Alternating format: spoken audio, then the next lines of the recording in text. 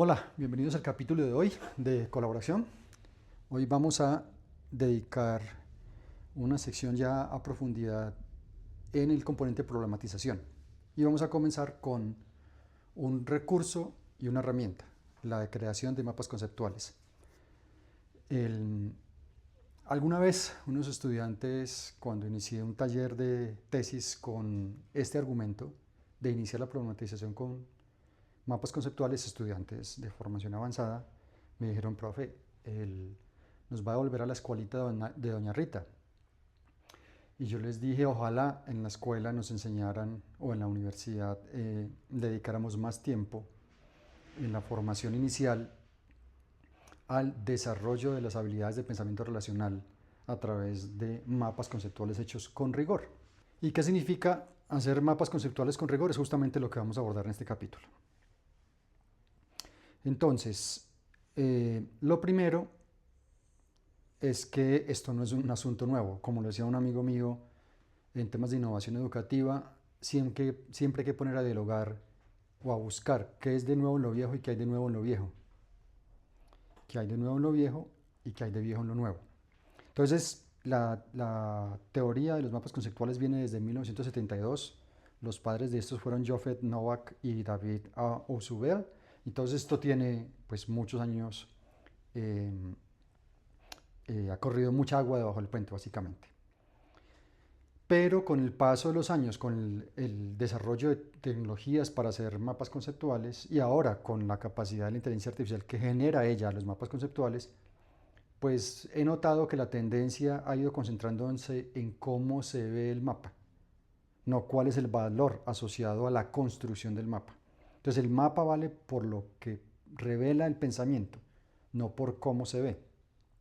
Entonces por eso las herramientas y las metodologías que vamos a desplegar con los mapas conceptuales como herramientas de problematización no parten de la base de la capacidad generativa de la inteligencia artificial. Es decir, la herramienta que vamos a utilizar para usar mapas conceptuales para problematizar en el proceso de investigación va a ser la herramienta Conectoma desarrollada en mis procesos de investigación.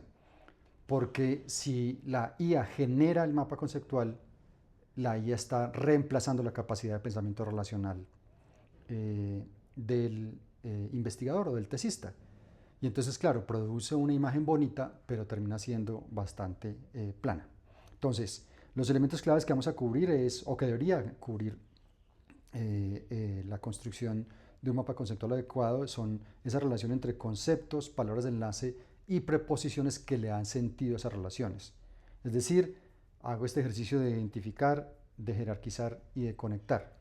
Eso es claro y transparente. Lo curioso de todo es que todas mis clases comienzan siempre haciendo reseñas analíticas o reseñas críticas a partir de mapas conceptuales en todo tipo de franjas de edad y disciplinas. Y ese ejercicio de identificar, jerarquizar y conectar o de establecer las relaciones entre conceptos, palabras claves y proposiciones muchas veces o la mayoría de ocasiones no aparece.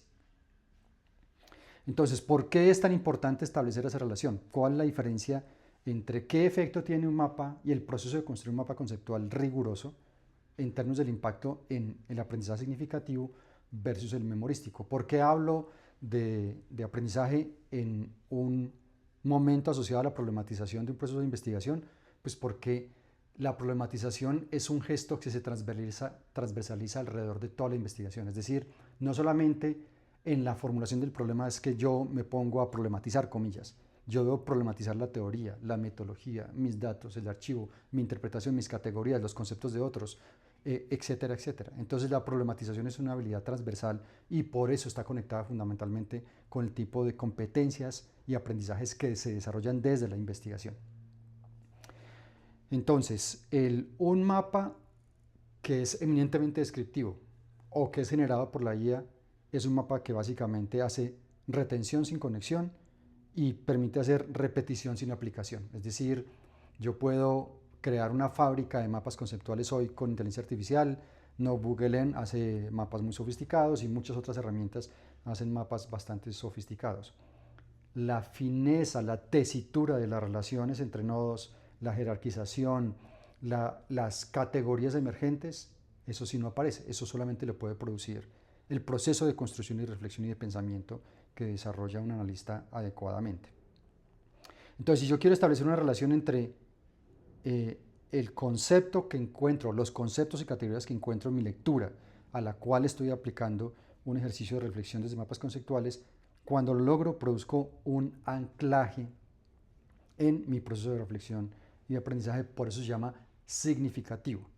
Esto viene de la fenomenología, de los estudios de Husserl, del interaccionismo simbólico, donde nos planteaban, si recuerdan años atrás, el argumento que los humanos no somos racionales permanentemente, porque si lo fuéramos, el cerebro no podría operar.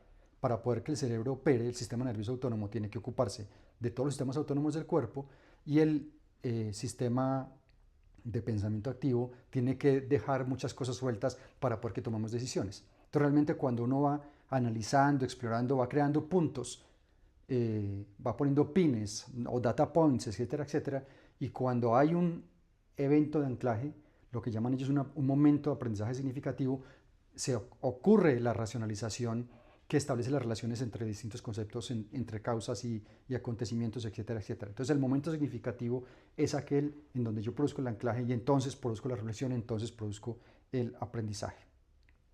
Y en ese sentido puedo comprender y puedo transferir, puedo establecer por qué hay relación de A con B y luego puedo ver en dónde o en qué otros lugares puedo establecer o encontrar esas mismas relaciones.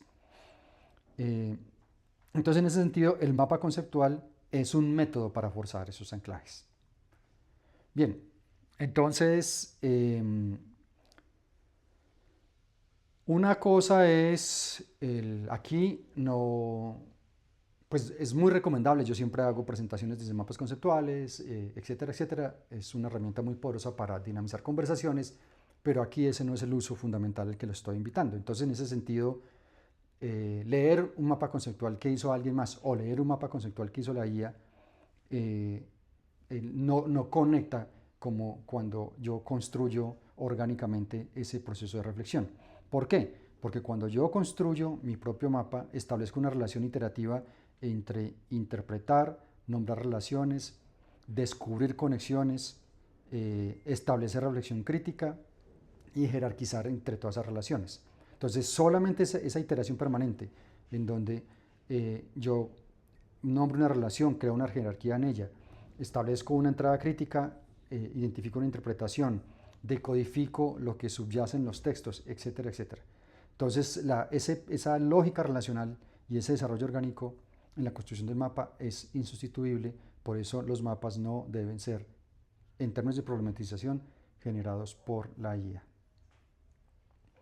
Los tres elementos mínimos entonces para establecer esa conexión, ese carácter relacional en el pensamiento es identificar conceptos,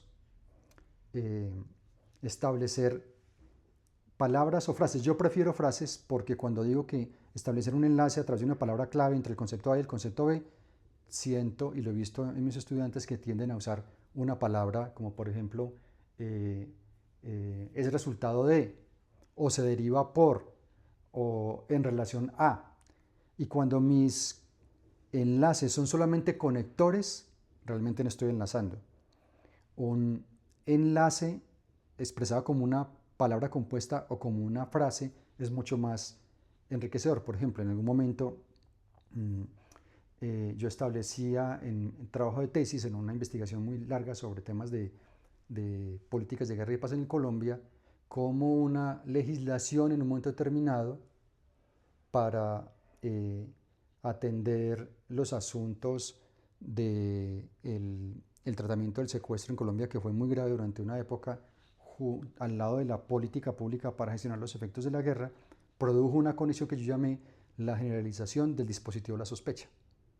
Y entonces ese enlace, yo podría establecer una política pública, una legislación, un acontecimiento histórico, y lo podía conectar con formas de expresión de la generalización del dispositivo de la sospecha. Eso es muy distinto a decir que la política A se relaciona con el acontecimiento B y con la pieza jurídica C. Entonces, por eso considero que el enlace Es mucho más útil cuando es una categoría que está compuesta por dos palabras o una frase sencilla, no es una narrativa ni un párrafo.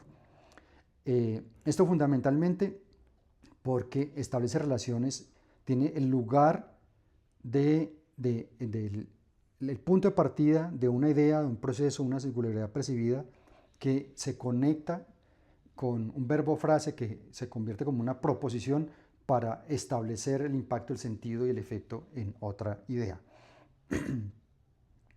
Es decir, él produce el ensamble significativo que decíamos antes. Bien, entonces, ¿cuáles son los 5 principios del aprendizaje crítico o de la reflexión crítica usando mapas conceptuales para procesos de problematización en investigación? Permite uno comprender en profundidad, y creo que en ese sentido el gran problema de muchas de las revisiones de literatura en los procesos de estado del arte, por ejemplo, que es otro momento de problematización que a veces se nos olvida que también ahí debe desplegarse con mucho mayor rigor, tendemos a hacer muchas descripciones, acumular textos, hacer análisis bibliométrico de ellos y luego hacer una descripción narrativa de qué dicen esos textos muy superficialmente. Eso no permite ni garantiza comprensión a profundidad. Es decir, el mapa como recurso de problematización me ayuda a leer más allá de lo literal, que es la mayor dificultad que he encontrado en muchos escenarios. Luego entonces puedo jerarquizar el conocimiento, es decir, distinguir de lo general de lo específico, el bosque del árbol, etc. Luego nombrar las relaciones, crear los enlaces y los vínculos en la relación de qué conecta con qué activa qué desencadena qué. Entonces las formas de relación son múltiples y es un factor fundamental. La conexión entre ramas. Muchas veces confundimos los mapas conceptuales para este tipo de propósitos con diagramas sinópticos que son lineales y verticales descendentes, y entonces esa jerarquía verticalizada produce un pensamiento lineal y verticalizado. Y resulta que en términos de complejidad las relaciones entre nodos puede ser a través de clústeres, bloques, es mucho más orgánica y mucho más compleja, y en la medida que uno pueda moverse con libertad y establecer esa relación entre bucles, clústeres, tiene imágenes mucho más interesantes del problema que está evaluando. Y finalmente, pues el mapa construido así me ayuda a construir claridad y a comunicar con claridad. Yo siempre les he dicho a quienes han trabajado conmigo en esta perspectiva que si no se ha hecho comprensión y lectura a profundidad, el que presenta un mapa no puede dar cuenta de los matices y las relaciones que existen entre los nodos, los conceptos y las categorías. O sea, la comprensión se manifiesta en la capacidad comunicativa que yo desarrollo a través de un mapa que me ayuda a pensar mejor. Los 3 elementos o los elementos mínimos de una práctica, de una buena artesanía para construir mapas como reseñas críticas para el momento de problematización. Uno, leer y releer. Digamos, cuando uno encuentra un texto de altísimo valor, una única lectura no es suficiente. Misma práctica cuando están interpretando entrevistas, por ejemplo. Una única lectura, una entrevista a profundidad nunca es suficiente. Entonces esta práctica de leer y releer es fundamental. Luego, como segundo momento, evitar esa tentación que la he visto muy recurrentemente, que los nodos el nodo principal es el título del artículo que leyeron y los nodos son los subtítulos. El nombre del artículo y los subtítulos en la arquitectura del documento no necesariamente da cuenta de la tesis sobre la que subyace el argumento. Y entonces el nodo que yo debo identificar en la realización del mapa es la tesis que subyace, no es cómo lo denominó el autor, porque la tesis me permite luego tejer qué tipo de argumentos derivan o se asocian a esa tesis, qué evidencias el autor me propone para justificar esos argumentos y entonces cómo teje sus conclusiones. Y si yo no tengo clara esa relación entre tesis, argumentos, evidencias y conclusiones, que no necesariamente está claramente explicada en cómo se titulan en la arquitectura de un texto, pues voy a terminar perdido. Poder hacer diferentes tipos de afirmaciones que infieren a partir de la lectura, que critican la lectura, no simplemente que nombran lo ya nombrado. Si yo nombro como está nombrado, entonces ¿dónde está mi juicio y mi evaluación crítica? ¿O dónde está mi nivel de creatividad? ¿O dónde está mi pensamiento innovador? El poder diferenciar lo dicho con lo que yo puedo inferir a partir de lo dicho, inclusive lo no dicho que está en el texto, o lo que está entre líneas en lo dicho en el texto, o lo que faltó por decir en el texto. Por eso entonces lo más importante es evitar el copiado literal. Si yo hago un mapa para simplemente hacer copiado literal de un texto, yo realmente un mapa conceptual como reseña crítica de problematización, que solamente describe lo que ya está dicho, realmente no estoy problematizando. La importancia, el segundo elemento muy importante es la importancia de jerarquizar el conocimiento, es decir, cómo se crean capas de niveles de abstracción, cómo la lógica va profundizando y cómo yo muestro eso en mi reseña crítica a través de mi mapa conceptual.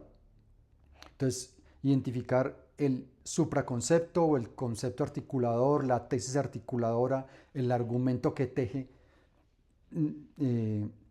la narrativa. De hecho, si es un paper, por ejemplo, en una revista académica, que está bien escrito, tiene un solo argumento articulador. Una de las diferencias fundamentales, y dicho por editores de revistas internacionales, entre la producción de artículos en el mundo anglo-europeo comparado con cómo escribimos nosotros artículos en el mundo latino, castellano, es que nosotros tendemos a sobrepoblar de florituras y de argumentos un solo paper. Y resulta que una de las habilidades que se desarrolla en la escritura en inglés y en el mundo anglo-europeo es que es muy pragmático y un argumento es el que conduce toda la narrativa de un texto. Entonces, ese supraargumento es fundamental poder identificarlo y comenzar entonces a establecer el tipo de casos y ejemplos en donde se ha manifestado cómo el autor está tratando ese asunto que le interesa. Agrupar conceptos intermedios, que es justamente este ejercicio de no para presentarlo como una tautología, es que el argumento central o la tesis central es exactamente lo mismo que voy a decir al final, que muchas veces se comete ese error, que la tesis es la misma que la conclusión. No, la tesis es el punto de partida y provocación, y yo a través de un conjunto de conceptos intermedios voy construyendo argumentos que entonces me permiten concluir y aportar un nuevo conocimiento, no simplemente decir que yo tenía razón con la tesis de partida, que eso es una tautología. Hay muchos textos que son así y realmente eso no conduce a avanzar el conocimiento. Y establecer esta relación entre la dependencia de unos nodos con otros. Uno puede tener, la lógica básica es que yo tengo un nodo padre, nodos hijos y primos hermanos que están al lado derecho o al lado izquierdo. Yo puedo establecer distintos tipos de jerarquías para propiciar distintos tipos de análisis. Cuando vayamos a ver en mi herramienta Conectoma cómo se aplica esto a la herramienta que yo he desarrollado, van a ver eso, por qué es tan útil y tan importante, y mucho más si lo puedo hacer de manera colaborativa. Nombrar a las relaciones, vuelvo al punto de partida, no solamente con palabras sueltas o con conectores, sino realmente enlaces que realmente den sentido, que sean proposiciones completas, que haya variaciones de las expresiones que realmente sean comprensivas y no siempre utilizar conecta con, relacionado con, a causa de, porque entonces esa iteración no permite niveles de comprensividad profundos. Usar descripciones textuales más que comenzar a conectarlo con números o códigos, porque sé que también eso a veces se usa. Si usted tiene claro muy su codificación y recuerda la categoría asociada a ese código, pues puede ser muy útil para manejo de archivos grandes, pero en general, por sobrecarga cognitiva, es mejor utilizar textos comprensivos, frases cortas, palabras compuestas. Las relaciones, asegurar que en la medida que va creciendo orgánicamente mi grafo, mi mapa conceptual, pues que yo no voy perdiendo equilibrio entre las relaciones, ni estoy desdibujando la lógica o el tipo de interpretaciones o derivaciones que puedo asociar a través de los distintos conceptos. Y la prueba de la proposición. Háganse esta pregunta, la leo. ¿Esta proposición es verdadera, específica del texto y, y es una afirmación completa del argumento que estoy tratando de representar, analizar o proponer? Entonces, este ejercicio de iteraciones constantes es fundamental para poder que el ejercicio de reflexión sea cada vez más a fondo.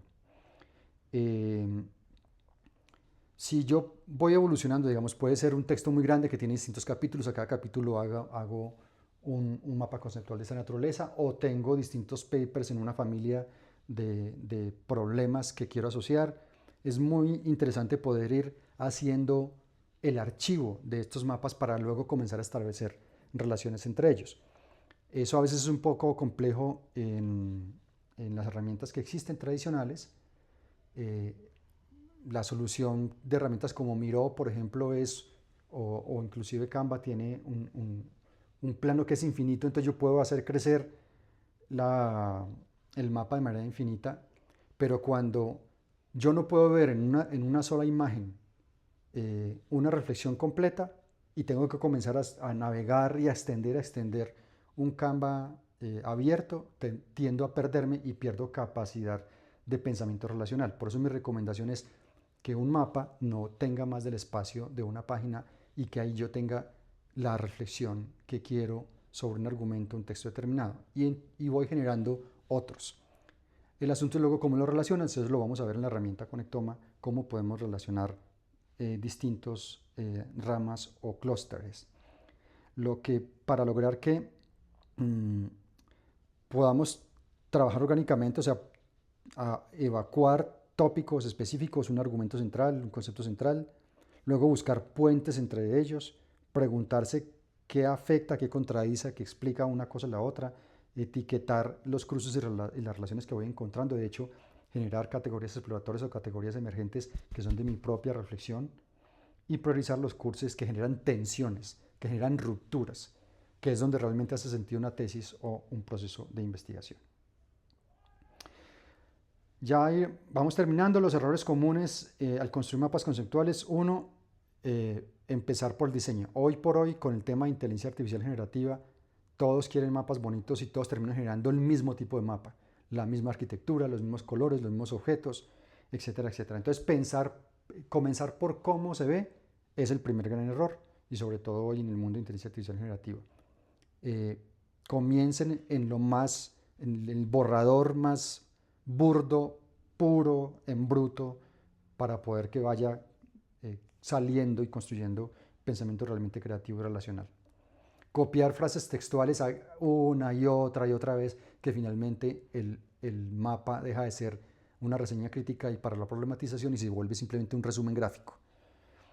Llenarlo de enlaces genéricos, entonces cuando ya tengo 10, 12, 15, 20 enlaces que son iguales, pues realmente ya no estoy enlazando nada, simplemente los enlaces se vuelven como una especie de transiciones sin profundidad.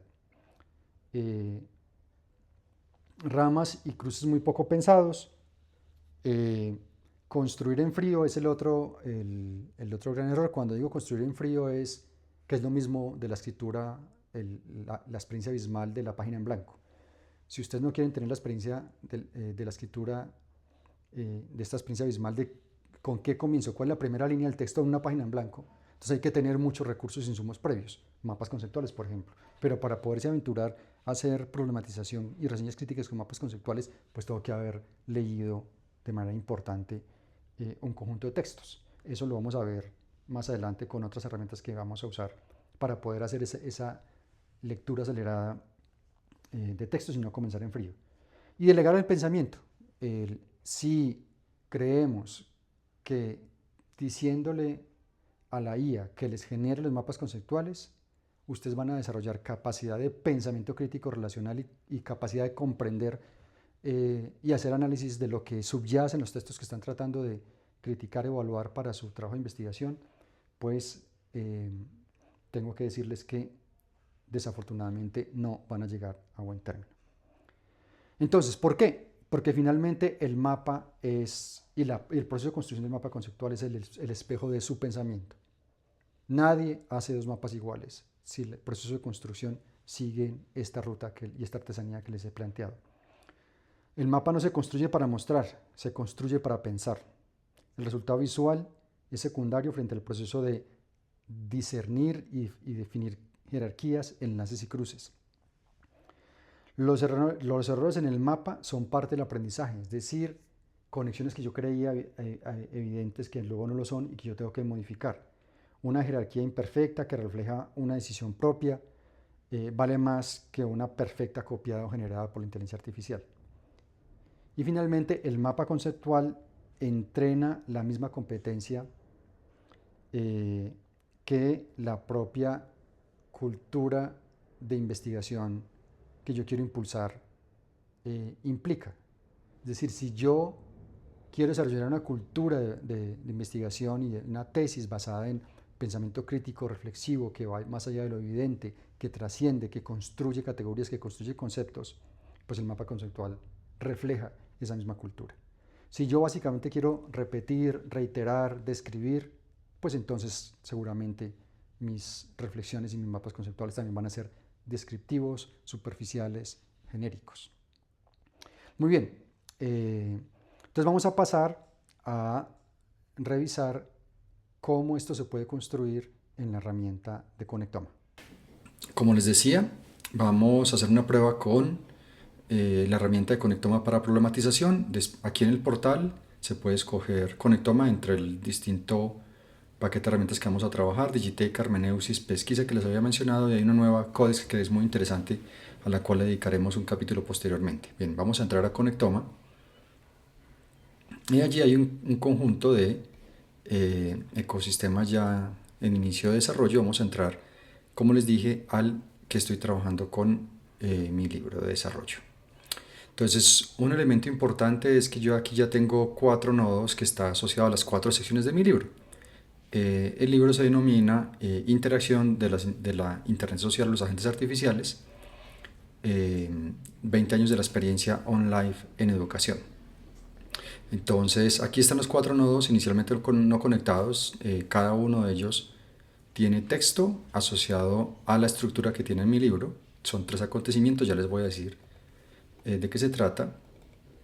Entonces aquí pueden agregar etiquetas, por ejemplo, una etiqueta que voy a agregar acá es tecnodiversidad. Ya luego les explicaré por qué.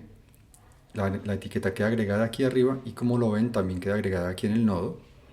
La otra cosa que puedo hacer es que darle la naturaleza a los distintos conceptos. Por ejemplo, este es un supraconcepto, lo voy a marcar así como tal. Yo puedo también cambiar los colores y agregarle los iconos y demás.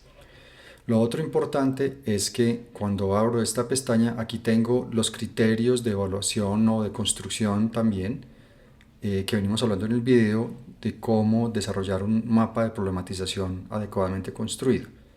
Eso es como una guía. También la herramienta me hace check sobre el mapa, me da anotaciones sobre la tesis central, le puedo agregar recursos, comentarios para trabajo colaborativo. Por ejemplo, idea fuerza aquí para que vean, hago el comentario se graba y le puedo dar reacción cuando estoy trabajando con otros, con un tutor, con mis estudiantes, con un colega con el que estoy haciendo la investigación. Además que puedo evaluar el mapa con inteligencia artificial. Pero ahora no me voy a detener ahí. Voy a establecer las relaciones. Por ejemplo, el libro, el tema central del texto, parte de un acontecimiento, el estado de policrisis dado los múltiples post, el postliberalismo, el postestructuralismo, el posttrabajo, el posthumanismo, etcétera, etcétera. Entonces, este contexto de teorías, debates y problemas sociales asocian y alimentan este nodo. Entonces aquí voy a crear una asociación y me pregunta la herramienta qué tipo, y esta lo va a marcar como una herramienta de cruce o asociación. Y esta asociación le vamos a poner el nombre, y esa asociación la llamamos, vamos a dejarla como policrisis o no, más bien, crisis del liberalismo, que eso es una muy importante que se discute en ese componente. Entonces ya quedó una asociación creada. Luego,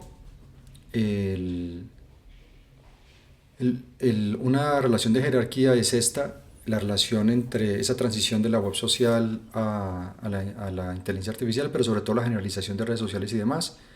Esa asociación es una asociación jerárquica y le voy a poner el nombre de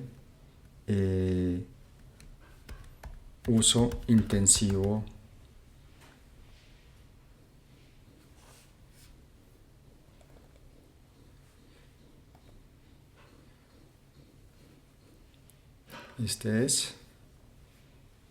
vamos a ponerlo como digitalismo intensivo.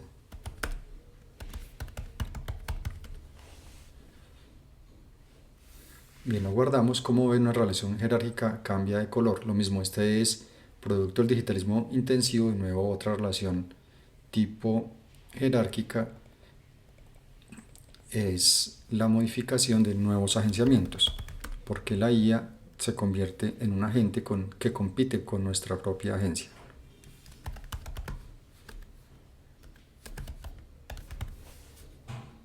Entonces ahí quedó guardada también la relación jerárquica. Si ven, puedo moverlas como quiera, conectar las dedos de donde quiera. Cada una de ellas, por ejemplo, el primer acontecimiento, ya tiene unas notas. Yo puedo ir enriqueciendo cada una de estas notas dentro de mi discusión. Aquí también están las notas asociadas al segundo acontecimiento, la experiencia on live, por ejemplo. Aquí va a ser muy importante este autor, por ejemplo, Floridi, lo voy a trabajar muchísimo. Entonces va a ser una categoría que después me sirve para buscar y encontrar cosas. Ahí quedó marcado. Y aquí en el acontecimiento de agentes artificiales también voy a usar mucho un autor que es Yu Hui, que habla de tecnodiversidad y cosmotécnica, que me parece también fundamental. Lo voy a agregar ahí porque luego lo vamos a agregar en más nodos. Entonces, si ven, yo voy poblando etiquetas y poblando relaciones. De nuevo, aquí ya hay un contador, el metadata ya, como ven, ya se actualizó y ya me está mostrando que mi mapa ha evolucionado y amplió la reflexión sobre mi tesis.